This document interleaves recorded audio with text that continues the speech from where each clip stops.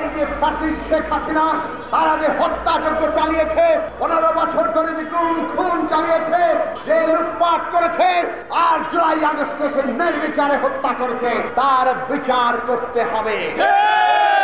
মানুষ বিচার চায়।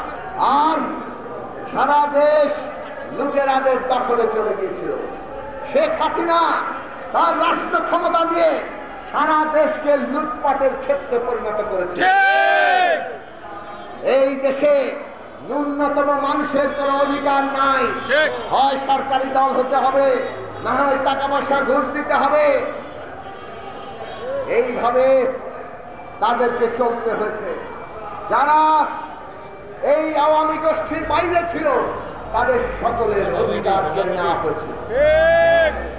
কোনো না কোনো ভাবে তারা এই রাষ্ট্রে হেনস্থার শিকার হয়েছে। তার মানে রাষ্ট্রে কোনো প্রতিষ্ঠান ছিল না। আমাদের দেশের আইন শৃঙ্খলা বাহিনী, প্রশাসন, বিচার বিভাগ, সমস্ত কিছুর উপরে ওই ফ্যাসিস্টরা তাদের কর্তৃত্ব কায়েম করে এমন ভাবে রাষ্ট্রকে পকেটে ঢুকিয়েছিল, মানুষের অধিকার ছিল না। ওয়ালটন এখন দেশের সীমানা পেরিয়ে পৌঁছে গিয়েছে 50টিরও বেশি দেশে। ওয়ালটন, ঘরে ঘরে, বিশ্বজুড়ে। ওই রাষ্ট্র দিয়ে কি আমাদের অধিকার প্রতিষ্ঠা হবে? তাহলে আমাদেরকে রাষ্ট্রকে গণতান্ত্রিক করতে হবে, রাষ্ট্রের পুনর্গঠন করতে হবে। ফ্যাসিস্ট রাষ্ট্রকে গণতান্ত্রিক রাষ্ট্রে পরিণত করতে হবে। তার জন্য দরকার সংস্কার।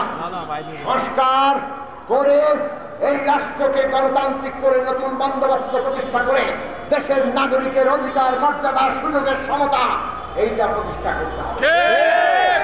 দেশের নাগরিকদের জন্য সুবিচার প্রতিষ্ঠা করতে হবে। সেইটার জন্য মানুষ সংস্কার চায়।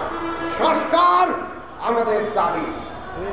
আর মানুষ 15 বছর ভোট দিতে পারে না।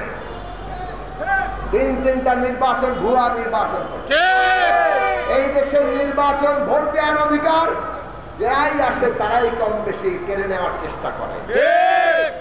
নির্বাচন হচ্ছে জনগণের হাতে যে ক্ষমতা, সেই ক্ষমতা প্রয়োগ করার একটা মাধ্যম। এই বাংলাদেশে জাগতিক জীবনে ক্ষমতার কেন্দ্রকে জনগণ, ক্ষমতার কেন্দ্রকে জনগণ। এই দেশের মানুষ আপনাদের হাত থেকে ক্ষমতা কেড়ে নিতে তারা চায়। তারা চায় ভোটের অধিকার কেড়ে নিয়ে মানুষের সমস্ত অধিকারটা তাদের পকেটে ঢুকিয়ে দেয়। এই জন্য ভোটের অধিকার প্রতিষ্ঠা করা মানে এই দেশের জনগণের অধিকার প্রতিষ্ঠা করা, নাগরিক মর্যাদা প্রতিষ্ঠা করা। জনগণের সম্মতি ছাড়া কি সংস্কার হবে? জনগণ ঠিক করবেন আগামীর সংবিধান কি হবে। আমরা সংস্কারের বিষয়ে রাজনৈতিক দলগুলো আলাপ আলোচনা করেছি। অনেকগুলো বিষয় ঐক্যমত্য হয়েছে, অনেকগুলো বিষয়ে ভিন্ন মত আছে। কিভাবে সমাধান হবে? ঐক্যমত্য না হয় আমরা সবাই আপনাদের কাছে বললাম যে এইটা আমরা চাই, আপনারা এখন রায় দেন। কিন্তু যেটা ভিন্ন মত, সেটা সমাধান কি? আপনার একমত, আমার একমত, ওনার আর একমত। এর সমাধান কি আমরা মারামারি করে সমাধান করব? তাহলে জনগণের সমাধান দেবে।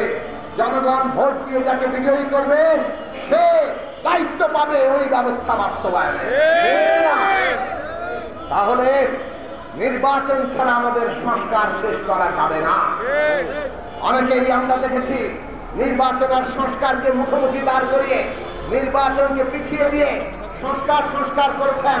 কিন্তু সংস্কার বাস্তবায়ন করতে হলে নির্বাচন যে লাগবে, নির্বাচন যে নিজেই সংস্কারের একটা গুরুত্বপূর্ণ অংশ, এইটা তারা ভুলে গেছেন অথবা নিজেদের স্বার্থকে পাশে রেখেছেন।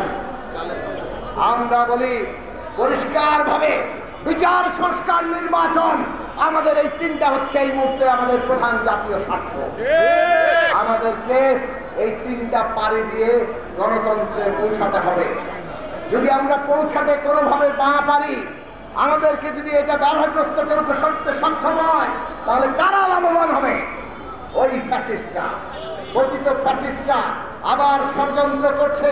তারা দেশকে অস্থিতিশীল করে, নানা সংকট সৃষ্টি করে তারা বাংলাদেশের অভ্যুত্থানকে ধ্বংস করে দিতে চায়। তাদের যে পালিয়ে যেতে হয়েছিল তার প্রতিশোধ নিতে চায়। বাংলাদেশের মানুষ সজাগ আছে। আপনারা প্রত্যেকেই সজাগ থাকবেন। মানুষের অধিকার কেড়ে নেওয়ার কোনো তৎপরতা কাউকে আমরা দিব না।